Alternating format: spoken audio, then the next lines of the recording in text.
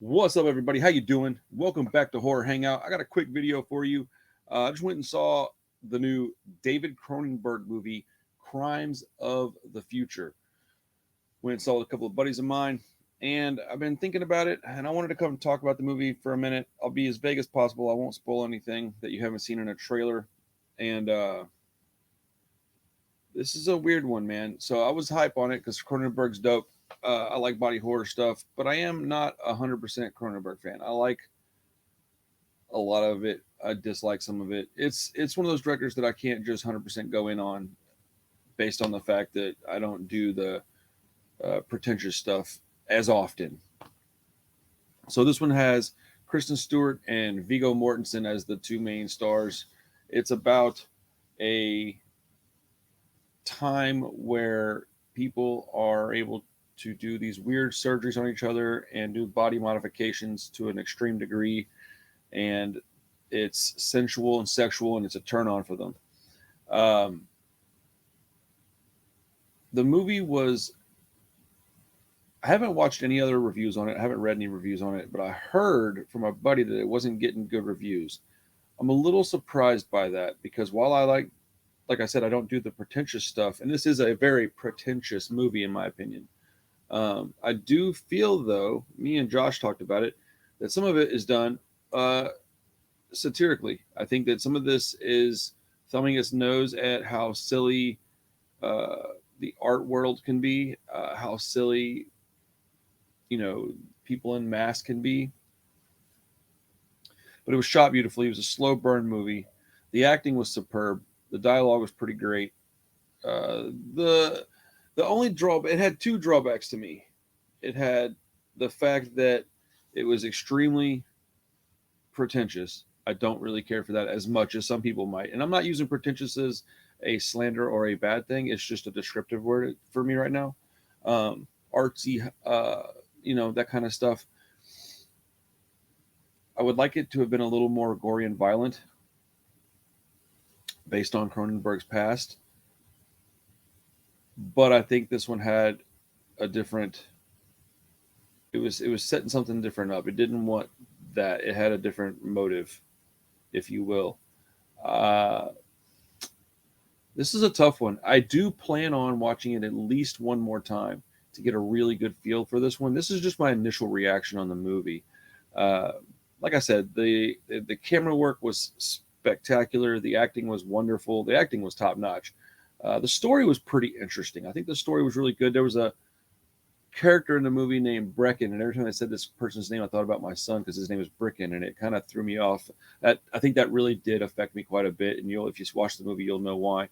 Um, it was so okay. I have two main gripes. One is that it was very, very artsy and slow paced, and two, there was a lot of shoddy, bad CG in this movie. Not like an overwhelming amount, but enough to where every time I saw it, I was like, "Yo, what are they doing?"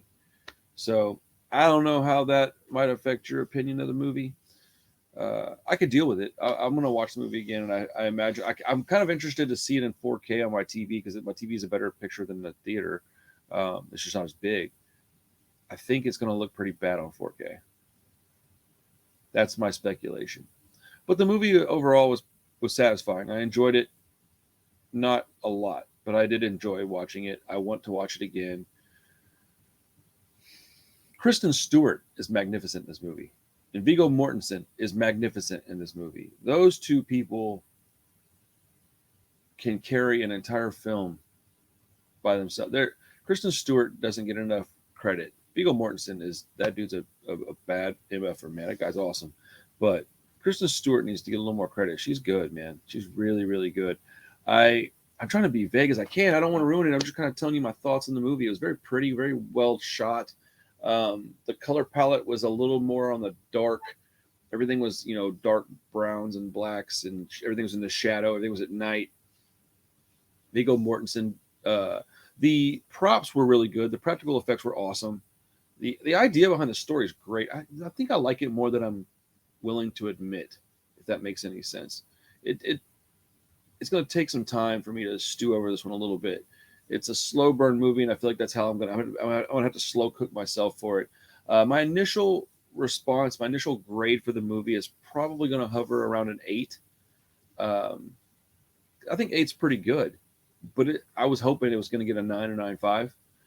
So I think now that I've watched it once and I got the initial excitement out of the way, I can go watch it objectively and give it a better review next time, maybe. But let me read you the synopsis real quick, so maybe it'll give you a better idea what you're in for.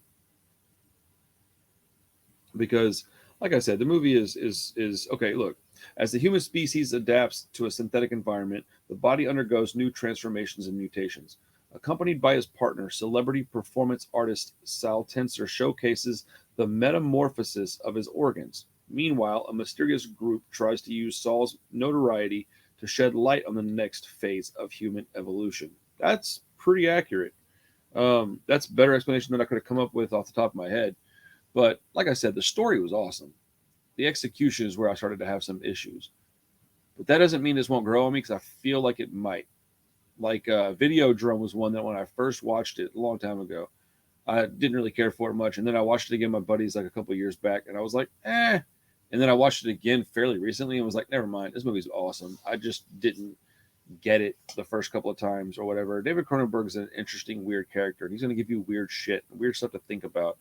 Um, yeah, man, I'm gonna go with 8 out of 10 on it. I do hope everybody goes and sees it. I think this movie needs to be seen, because I think there's some stuff in there that's talking about society. I can't really talk about it right now. I think maybe we'll do a live stream and have a really in-depth conversation about this one in a week or two.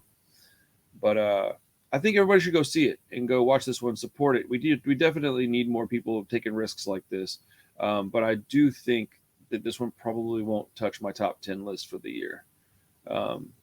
It's only June 3rd, so there's no telling. We could have stinkers the rest of the year, and it'll be way up on my list. But based on what I know that's coming out, I think this is going to have a tough time making it on my top 10 list. But that doesn't mean it's not worth a watch. So take that information how you want. I try to be transparent and honest on this channel. I don't want to be like, oh, I love everything that comes out. That's ridiculous and untrue. So yeah, interesting movie though. I'm glad I went and watched it. I had a good time with Josh and Hugh. I'm excited to hear what Chris thinks about it when he watches it tomorrow. So go check out Crimes of the Future, the new David Cronenberg body horror movie, in theaters now.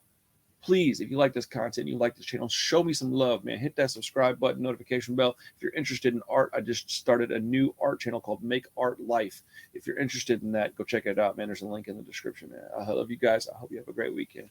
Peace.